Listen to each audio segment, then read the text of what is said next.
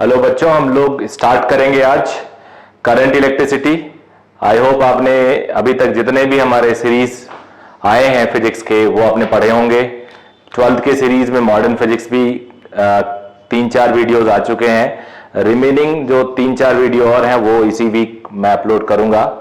और optics complete हो चुका है। ऑप्टिकल इंस्ट्रूमेंट रहता है वो एकदम सेपरेट है, उसको भी मैं जल्दी कोशिश करूंगा कि इस वीक में सारा कंप्लीट हो जाए या मैक्सिमम अगला वीक, इससे ज़्यादा नहीं हो सकता। और आप लोग टेलीग्राम चैनल से जुड़िए। टेलीग्राम चैनल में डेली कुछ ना कुछ एक्सरसाइज चल रहा है, कुछ सीरीज चल रहा है और अब उसमें शेड्यूल वाइज सीरीज चलाऊंगा।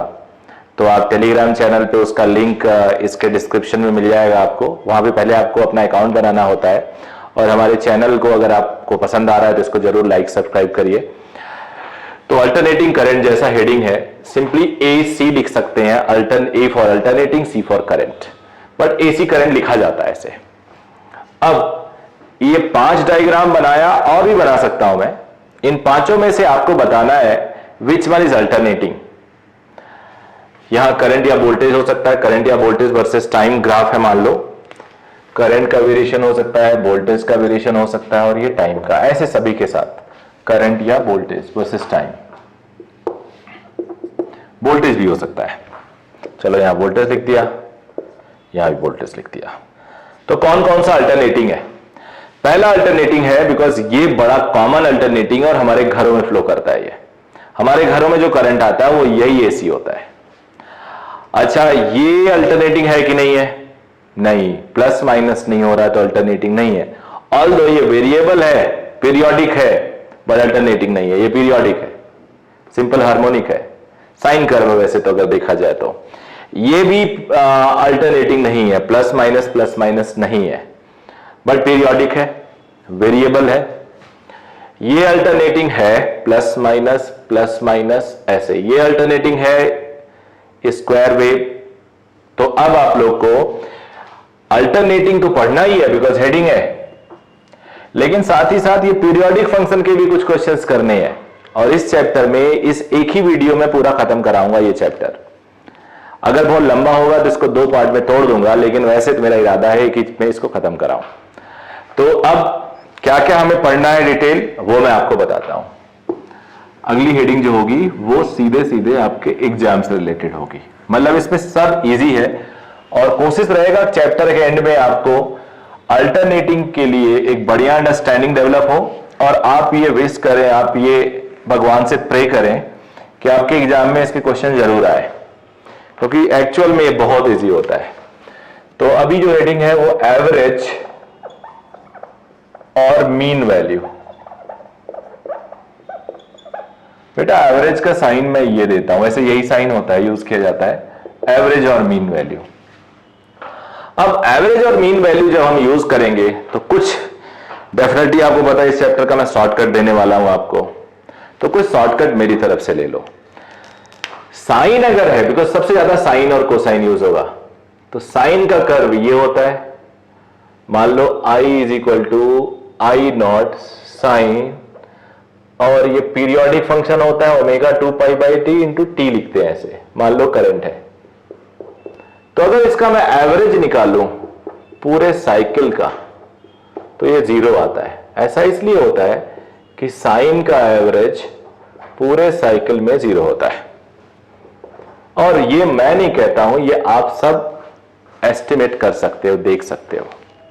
सिमिलरली अगर मैं साइन कॉस का फंक्शन एक लेता हूं, कॉस मैक्सिमम से स्टार्ट करता है यहां तक, फिर उसके बाद यहां तक, तो जितना एक पीरियड में, एक टाइम पीरियड में जितना प्लस होता है उतना ही माइनस होता है। तो यहां भी एवरेज 0 आएगा,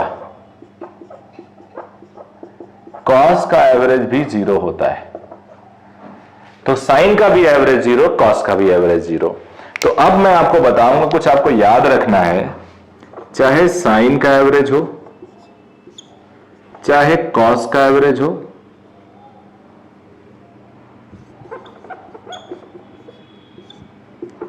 चाहे साइन 2 ओमेगा का एवरेज हो।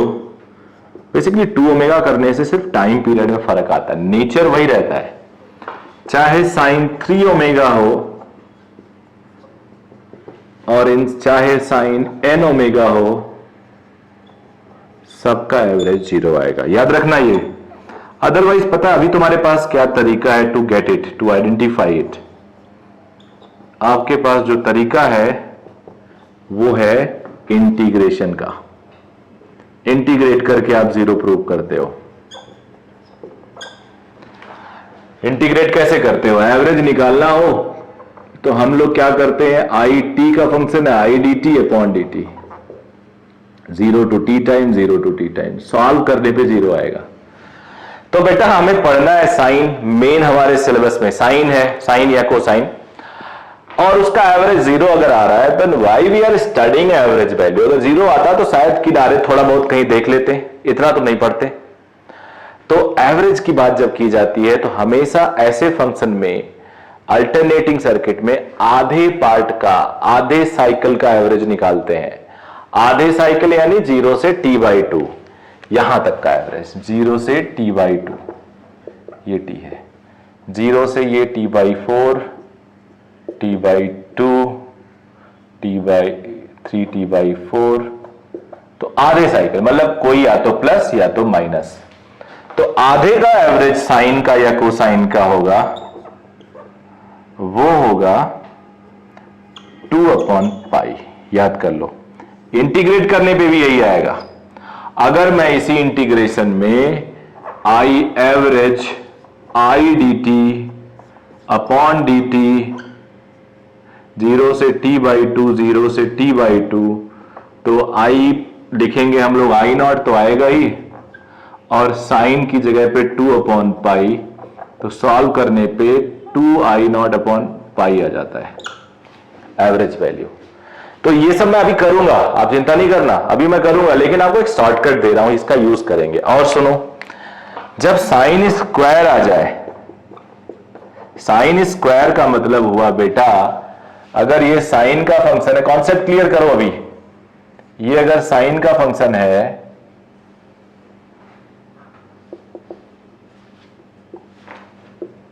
I is equal to I naught sine omega T, तो साइन स्क्वायर हो जाएगा, ये जो माइनस वाला पार्ट है ये प्लस हो जाएगा, ऐसे ये माइनस वाला पार्ट क्या हो जाएगा, प्लस हो जाएगा ये, because square can not be negative. तो साइन स्क्वायर का एवरेज आएगा बेटा 1/√2, और यही होगा कॉस स्क्वायर का एवरेज, आई एम सॉरी 1/2, 1/2। ये भी रट लो आप, इसका भी इंटीग्रेशन से हम 1/2 ला सकते हैं। तो अगर मैं इंटीग्रेशन करूं, वो बाद में करूंगा बिकॉज आरएमएस पे डेफिनेशन है, आई स्क्वायर डी टी को यहां भी आई स्क्वायर करते हैं तो बाई 2 आता है, फिर आई की वैल्यू करने के लिए रूट निकाल लेते हैं, वो अभी तक करूंगा थोड़ी देर में। तो थोड़ा बेसिक आइडिया लगा होगा हमें करना क्या है।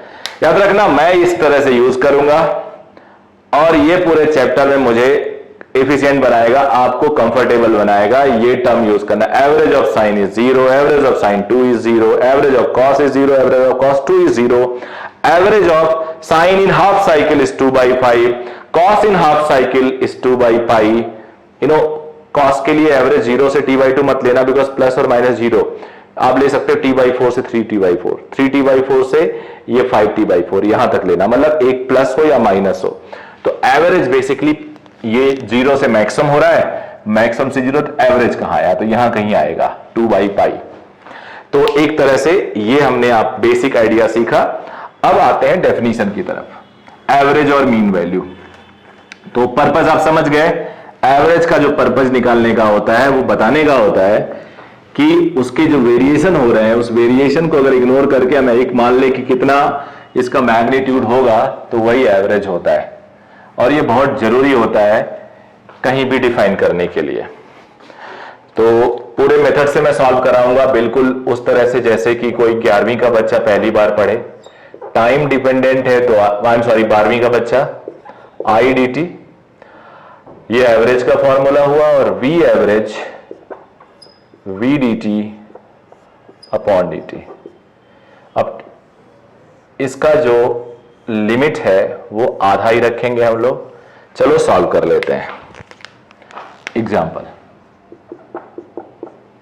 I is equal to I naught sine omega T.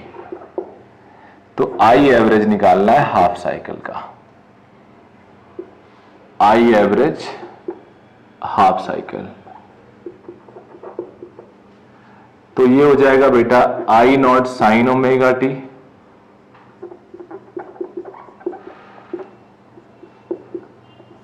नीचे डी टी, डी टी का T by two, I not बाहर कर लिया, साइन ओमेगा टी को हम लोग इंटीग्रेट करेंगे तो क्या आएगा, माइनस ओमेगा भी बाहर आएगा। इंटीग्रेशन मुझे एज्यूम है कि आपको आता है 0 से t बाई 2। अब बेटा माइनस बाहर, आई नॉट 2 ऊपर चला जाएगा, omega T cos omega T 0 to t by 2 minus 2 I naught, omega को 2 पाई बाई टी लिख दो, ओमेगा को 2 pi by T, upper limit minus lower limit minus I not upon pi cos pi minus cos 0, cos pi is -1, 0 is also 1, तो -2 और ये 2 I not upon pi आ जाएगा answer. तो integrate करने से ये आया। अगर मुझे आई एवरेज निकालना होता तो मुझे ऐसे भी लिखने के काम चला सकता था, आई नॉट कांस्टेंट है बाहर कर लिया, साइन ओमेगा टी का एवरेज आधे साइकिल के लिए, आधा साइकिल यानी 0 से t बाई 2, और आधे साइकिल के लिए ये 2 अपॉन पाई होता है। तो अब फ्यूचर में आप न्यूमेरिकल सॉल्व करते टाइम ये डायरेक्ट लिख सकते हो। तो ये हो गया साइन का, सेम कॉस का भी आएगा। अब ये तो हुआ साइन कर्व यानी इसका एवरेज, इस फंक्शन का एवरेज हुआ। लेकिन आपको बताया मैंने कई चीजें और भी आपको बतानी होंगी, कोई और भी ग्राफ मिल सकता है, तो एक और ग्राफ है उसका भी देखते हैं एवरेज। इतने स्पेस में हम लोग इसको सॉल्व कर सकते हैं। ट्रायंगुलर वेव मान लो, पहले पूरा ले लेते हैं फिर आधे सर्किट का लेंगे। T2T पीक है मान लो I। अब इसका हमें एवरेज चाहिए। इसके एवरेज के लिए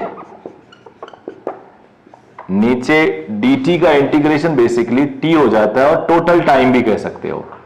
तो टोटल टाइम t है I dt 0 से t। अब I क्या है, I का फंक्शन क्या है, तो ये I है, ये I है। अब इस I को निकालने के लिए थोड़ा सा एफर्ट लगाते हैं। आप लोग याद रखना कि इस चैप्टर में मेरे पास ऑलमोस्ट सभी क्वेश्चन के लिए एक शॉर्टकट है, तो इसके लिए भी है।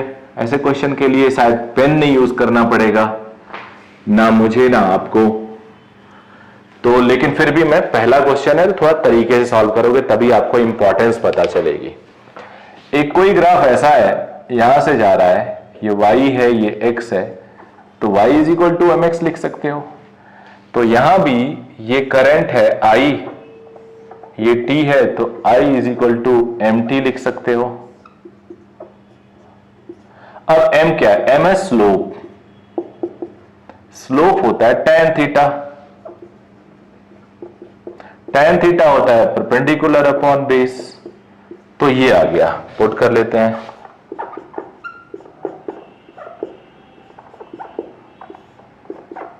अब t dt 0 से t, तो t dt का इंटीग्रेशन क्या होता है बेटा, t स्क्वायर बाई 2 लिमिट 0 से t, तो कैपिटल T स्क्वायर बाई 2 हो जाएगा और पूरा आ जाएगा answer I not by 2 average. तो ये आ गया एवरेज। अब अगर अल्टरनेटिंग हो, यही चीज अल्टरनेटिंग देखते हैं, मतलब ऐसा हो,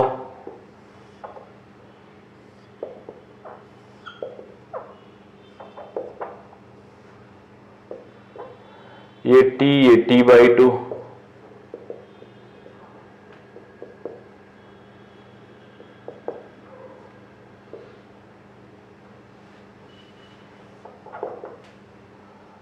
अब यहां पे क्या लिखोगे equation, slope m into T, m होता है tan थीटा, tan थीटा होगा perpendicular upon base into T, तो ये 2I0 upon T into T हो गया।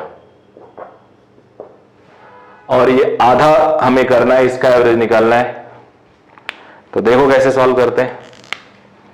आई average is equal to I D T upon total time, I की value 2I0 upon T बाहर कर लिया, ये कांस्टेंट है which is slow, T D T limit 0 से t/2, नीचे t/2, तो थोड़ा सॉल्व करो, 2 ऊपर चला जाएगा, 4I0 अपॉन टी स्क्वायर, और ये t²/2 आ जाएगा इंटीग्रेशन, लिमिट 0 से t/2 इधर आ जाए तो 4I0 अपॉन 2t², अब t/2 का स्क्वायर माइनस 0 का स्क्वायर, अपर लिमिट का स्क्वायर माइनस लोअर लिमिट का स्क्वायर,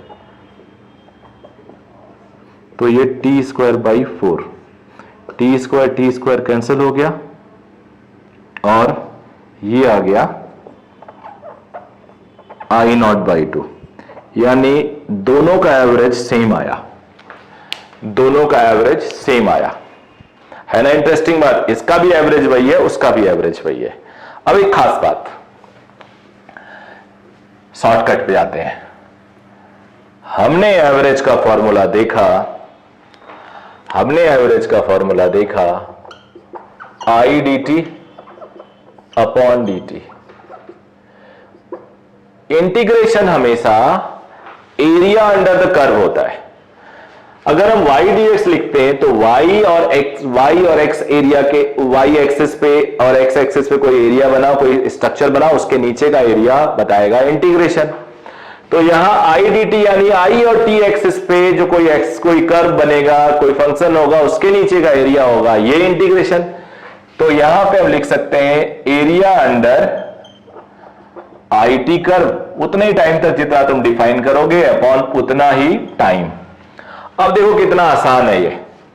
अगर हमें एवरेज चाहिए तो मुझे सिर्फ इतना एरिया अपॉन इसका टाइम, देखो कैसे, एरिया है half base into height upon time, average is this,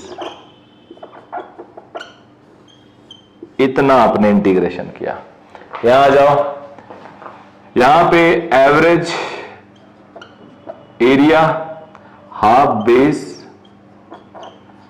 into height upon total time, आधे का करना है I0/2। लेकिन एक प्रॉब्लम है, साइन कर्व का अगर तुम्हें एरिया भी निकालना हो तो भी इंटीग्रेट ही करना पड़ता है। यहां तो तुम ट्रायंगल देख रहे हो, ट्रायंगल का एरिया निकालना एकदम आसान है, हाफ बेस इंटू हाइट कर दिया। लेकिन अगर साइन हो तो तुम्हारी तो मजबूरी है, इंटीग्रेट करना ही पड़ेगा, तो साइन बेटा इंटीग्रेट करना पड़ेगा, बाकी किसी की जरूरत नहीं है। बाकी सीधे आप एरिया निकालो अपॉन टाइम ले लो। अब चलो एक चीज और बताता हूं तुमको मैं, एक दो क्वेश्चन और कर लेते हैं इसी पे, एक दो क्वेश्चन और होगा, थोड़ा स्पेस क्रिएट कर लूं। अब यानी ये जो इंटीग्रेशन वाला मेथड है आप आखिरी हथियार के लिए यूज रखना, just for your last weapon, जब कुछ ना समझ में आए। तो अब बेटा हम लोग एक और एग्जांपल ले लेते हैं।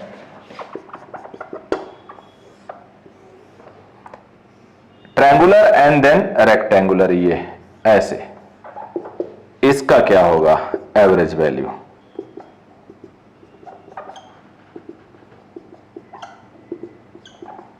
पीक वैल्यू मान लो I0 है, तो एवरेज होगा अब मान लो ये ट्रायंगुलर और स्क्वायर वेव है, इसका भी एवरेज अगर निकालते हैं तो टोटल टाइम तो रखेंगे ही, और एरिया अंडर द कर्व, दो टाइप का एरिया है, ट्रायंगल और रेक्टेंगल, तो आप ऐसे लिख लो A1 प्लस A2। A1 है ये ट्रायंगल, ट्रायंगल में half base, base t/2 height I0, rectangle है base into height upon total time. अब यहां से टाइम बाहर करो और कॉमन लेके कैंसिल करो, तो ऊपर I0/4 प्लस I0/2, तो ये 3I0/4 आएगा एवरेज। ये 3I0/4 is the average value. तो आई होप आपने एवरेज निकालना सीख लिया। अब आगे बढ़ते हैं। अब root mean square value of current और voltage, root mean square value of current और वोल्टेज। इससे पहले जब हम लोग एवरेज पढ़ रहे थे तो वहां पे एक स्क्वायर वेव भी मिल सकता है, तो बेटा स्क्वायर वेव में आपको क्लियर दिख रहा होगा, इसका एवरेज भी वही है और इसका पीक भी वही है, तो average is I, because area निकालोगे यही आएगा बेटा, तो एवरेज आई होता है स्क्वायर का, स्क्वायर में कोई चेंज नहीं आता।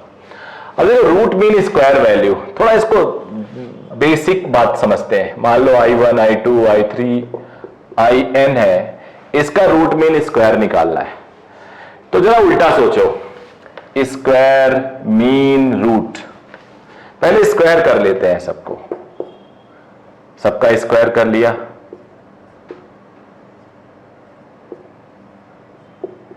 स्क्वायर कर लिया।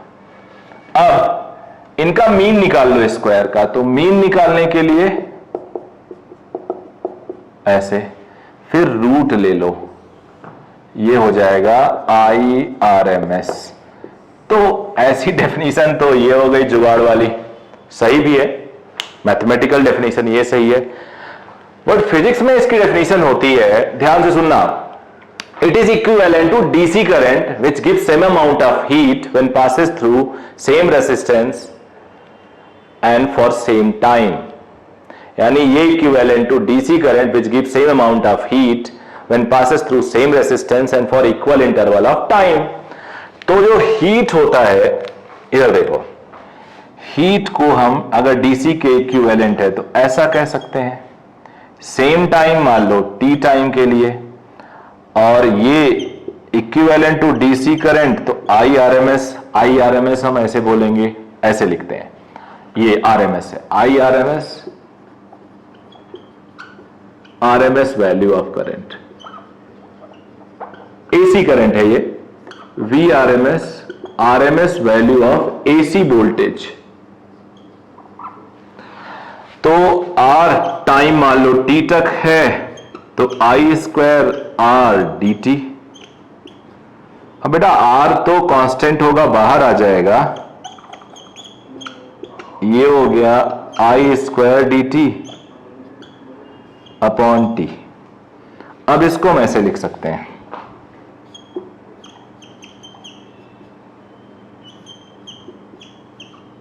I²dt, और ये जो टोटल टाइम है उसे हम dt लिख सकते हैं, ऐसे टोटल टाइम भी लिख सकते हो, लेकिन ये थोड़ा देखने में ठीक लगता है, और I² हटाओगे तो ये सबका रूट हो जाएगा, ऐसे ऐसे।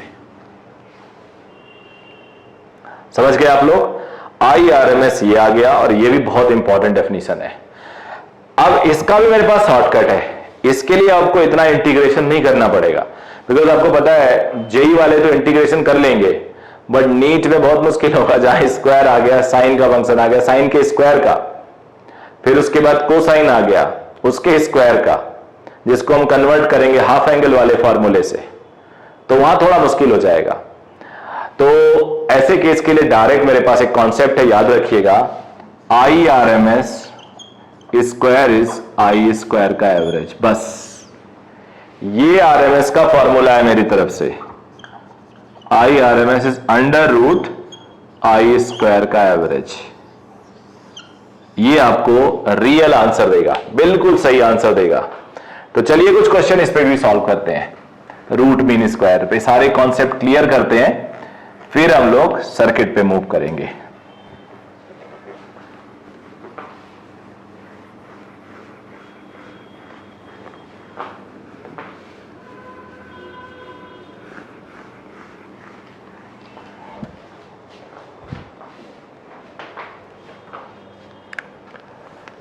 स्टार्ट करते हैं। मान लो I की वैल्यू है I not sine omega T, इसका RMS निकालना है। तो बेटा RMS के लिए I square D T upon total time 0 से t, तो 1/t I स्क्वायर को I not square sine square omega T D T, I not square को बाहर करो, साइन स्क्वायर का इंटीग्रेशन करना है। चलो मैं आपकी हेल्प करता हूं। कॉस 2 ओमेगा टी क्या होता है? ये होता है cos square omega T minus sine square omega T. अब अगर मैं इसको लिख दूं 1 minus sine square omega T तो चलेगा। मैं ये सिर्फ फर्स्ट टाइम लर्नर या फिर मेडिकल स्टूडेंट के लिए बता रहा हूं, बिकॉज इंजीनियरिंग वाले बच्चे कंफर्टेबल होते हैं इंटीग्रेशन में, बिकॉज उनको एक पूरा चैप्टर में इसको पढ़ाया जाता है। इसको इधर ले आए, इसको इधर ले गए, तो साइन स्क्वायर ओमेगा टी को हम लिख सकते हैं 1 माइनस कॉस 2 ओमेगा 2 बाई 2। ऐसे ही याद कर लो, कॉस स्क्वायर ओमेगा 2 को 1 plus cos 2 omega T by 2। तो चाहे साइन हो या कॉस हो, आंसर वो एक ही आता है। इसका भी RMS वही आएगा जो कॉस स्क्वायर का RMS आएगा, एवरेज भी दोनों का सेम आता है। तो अब साइन स्क्वायर को मैं लिख सकता हूं 1 minus cos 2 omega T by 2, limit 0 से t, 2 इधर कर लो। अब ये इंटू डी टी है, तो ये D T minus D T 0 से t, इसका इंटीग्रेशन हो जाएगा t, t और लिमिट भी t है, इसका हो जाएगा 0। देखो कॉस का एवरेज पूरे साइकिल में हमेशा 0 आएगा। कॉस 2 ओमेगा 3 ओमेगा करके देख लो। अब ये नहीं कर रहा हूं, ये आप करके देख लेना।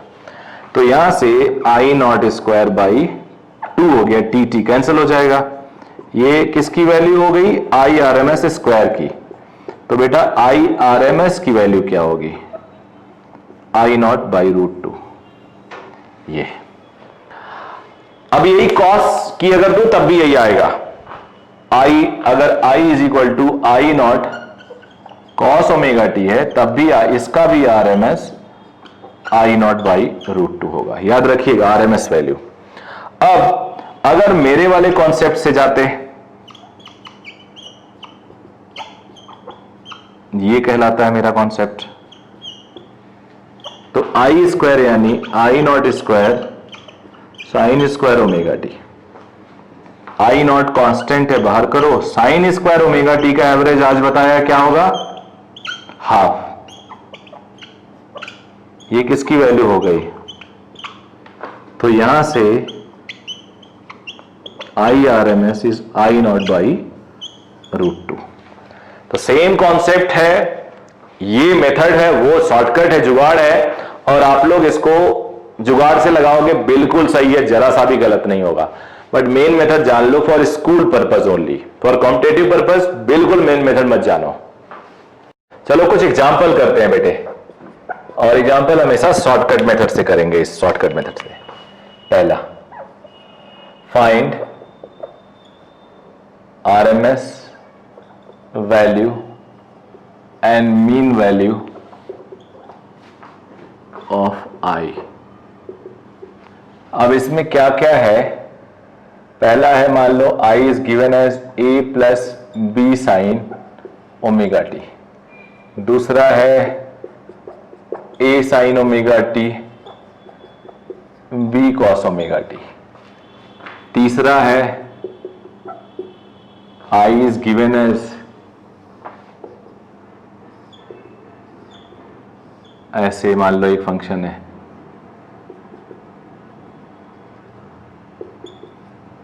एवरेज तो आप जानते ही हो इसका, RMS और निकाल लेंगे अभी। और भी कुछ हो सकता है, कैसा भी। ये 3 से कॉन्सेप्ट आपका एकदम क्लियर हो जाएगा। तो चलिए स्टार्ट करते हैं। पहला वाला आई एवरेज। तो average of A plus B sine omega T. अब तुम सबको पता है बेटा, साइन का एवरेज 2/पाई, इंटीग्रेट करो you will get the same answer. देखो एक लाइन में आंसर आया हमारा, बता चुका हूं आपको। आरएमएस आई का स्क्वायर, अब ये स्क्वायर करोगे तो a plus B sine omega T का square, A square plus B square 2ab sine omega T हो गया। अब इसका एवरेज चाहिए हमें,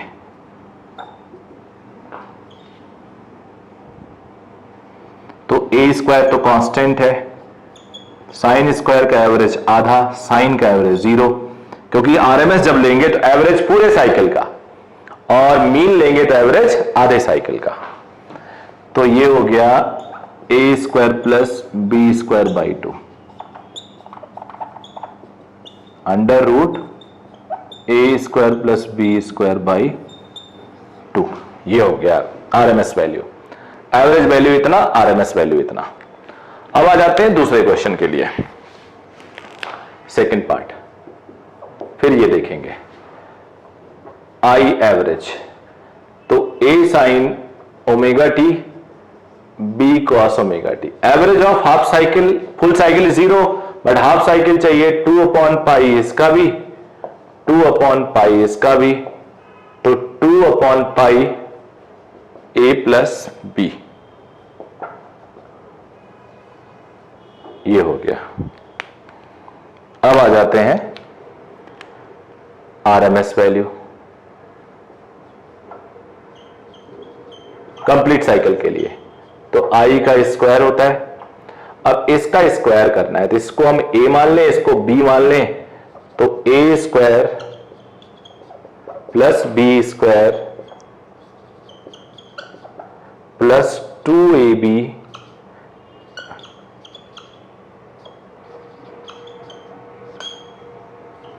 थोड़ा और रीअरेंज कर लें,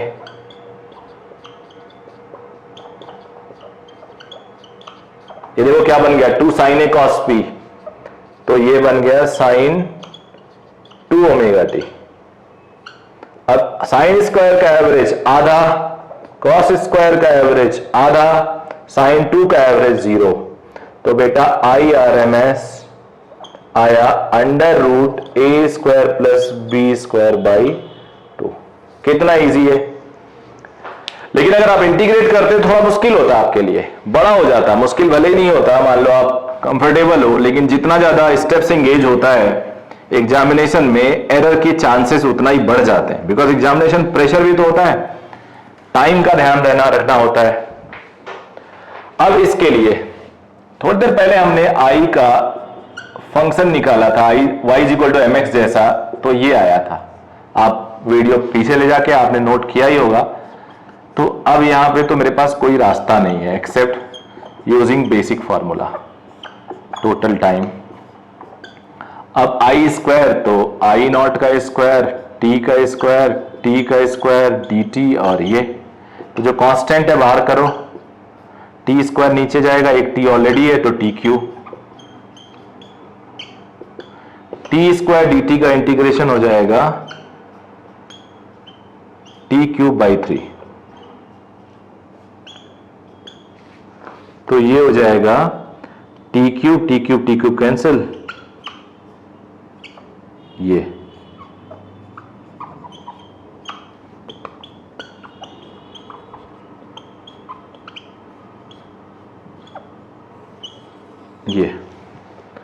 आई नॉट बाई रूट 3।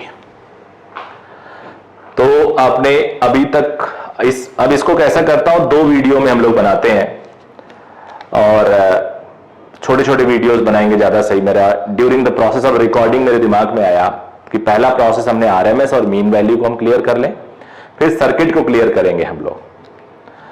और अगर पॉसिबल होगा तो उसी में न्यूमेरिकल, नहीं तो उसके न्यूमेरिकल का अलग बना लेंगे।